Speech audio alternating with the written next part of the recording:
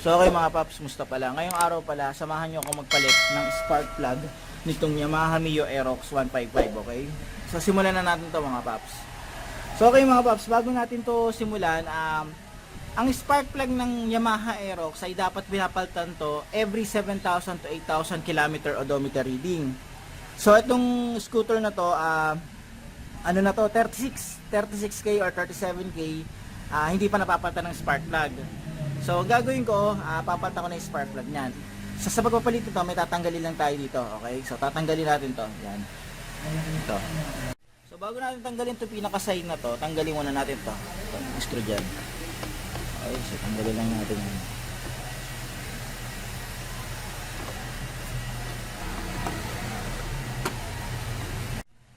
So, ang next natin, ito. Tatanggalin natin ito. Ito. Saka yun. Ito yan. Saka ito. Okay, so alin yan. Tanggalin na natin yan.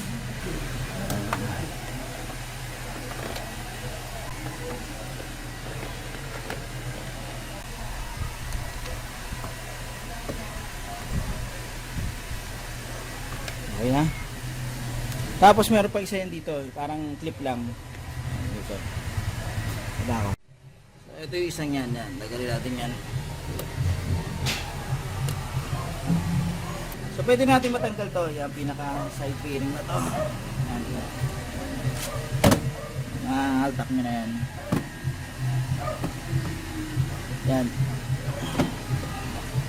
Ano nyo to? Yan.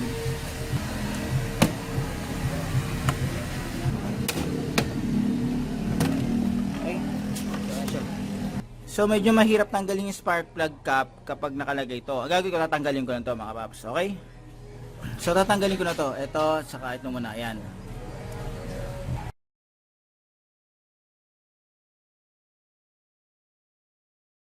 Tapos ito tatanggalin ko. Ayan. Tanggalin natin yan. So ito. Yan. Saka to. Okay. So ito yung cap. Tanggalin natin to.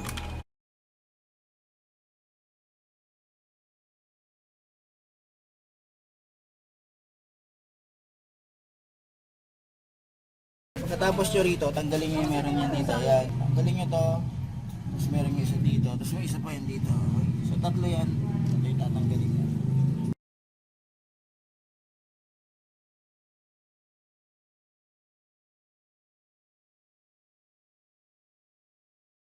So ito, may access na ako rito. Hindi ko na tinanggal yung isang screw kasi hindi ko na kailangan tanggalin to ng buo. Okay.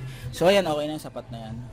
So next natin gagawin, tatanggalin natin yung spark plug cap. Pakita ko sa inyo mga paps. Ayan. So nakikita nyo yan. So ito yung pinaka spark plug cap na yan. Okay. So tatanggalin ko yan. Tatanggalin ko yan. May pagkakataon na medyo mahirap pugutin yan. Tsatsagain nyo. Okay. Ayan. So, tanggalin ko na.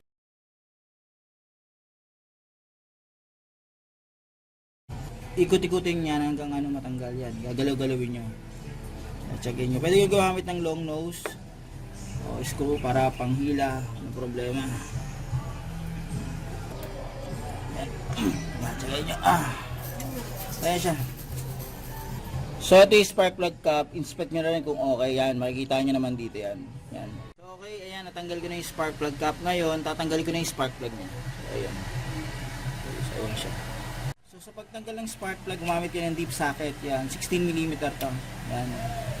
16mm na deep socket. Okay? 16.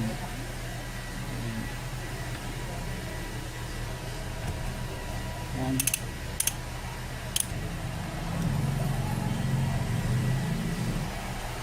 Ayan, kamay ko na yan.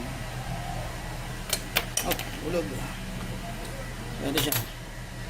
So, ayan siya. So, ito yung papalit ko mga paps. Yan.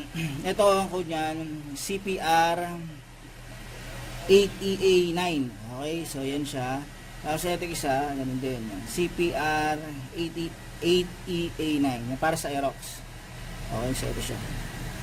So ang gap nito dapat ay 0.8 to 0.9. So ito 37K tinakbo, hindi pa nagpapalit. Tingnan natin ha. So yung luma, 0.8 to 0.9 lang dapat ang gap nito ha. 0.8 to 0.9. Tingnan natin. 0.8 to 0.9. Ito. Tingnan nyo yung gap nyo, ano, halos ano na, 1.1 halos, yan, 1.1 halos yan. So, 1.1 halos na yung gap niya. Yan, dapat dito lang yan, 0.8 to 0.9. Yan. So, ang layo na ng gap.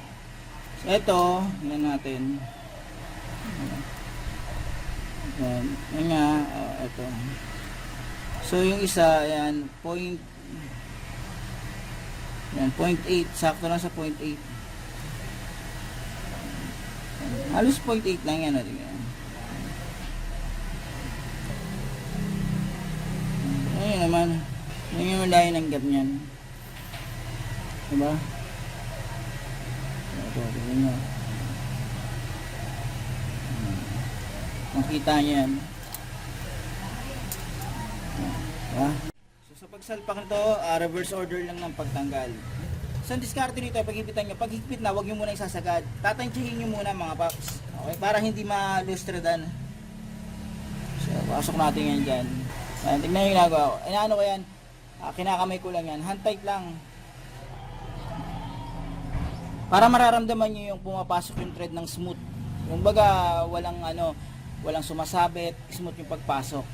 So, eto, 13 Newton meters yung ano nito, torque nito. So, wala akong dalang ano ngayon, torque wrench. Ang gagawin ko, tatansyahin ko lang. So, ang technique dito, kapag na-hand tight nyo na siya, ipipihit nyo siya ng at least 1/4 to 1/2. Ngayon, mahigpit na yan. Ngayon, ipipihit nyo siya ng at least 1/4 to 1/2. Okay? Huwag nyo nang sasagarin kasi baka malustradan kayo. Okay? So, 1/4 o kaya 1/2. Isang ikot na ganon. Isang, kumbaga, kalahating ikot. Di ba? Yan, ganyan siya. Hanggang dito or hanggang dito lang. Okay? So, yan siya. Up. Okay? Isa pa. Yan. So, okay na yan. Goods na yan mga paps. So, yan. Double check nyo na lang kung maayos yung pagkakalapat niya.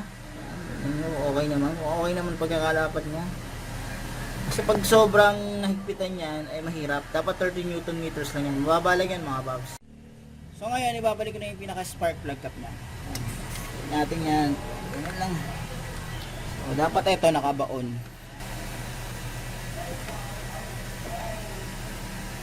So, yan. So, silipin natin siya mga paps. Ano siya? Okay na yan mga paps. So, yung dulo ng boot dito nakalagay. Ayan, nakalapat na rito. So, ngayon mga paps, ibabalik ko na to. At saka yung pinaka side fairing niya rito. Okay? So, reverse order lang ng pagtatanggal. So, okay mga paps, nabalik ko na tong side fairing yan. Tapos, nabalik ko na to mga to. Okay, so ganun lang kadaling magpalit ng spark plug nitong Yamaha Mio Aerox 155. Okay? So paano mga paps, hanggang dito na ng video ko. Sana kahit paano itong video na to nakatulong to in case na magpapalit kayo ng spark plug nitong Aerox 155. Okay? Paano mga paps? Maraming salamat sa inyo.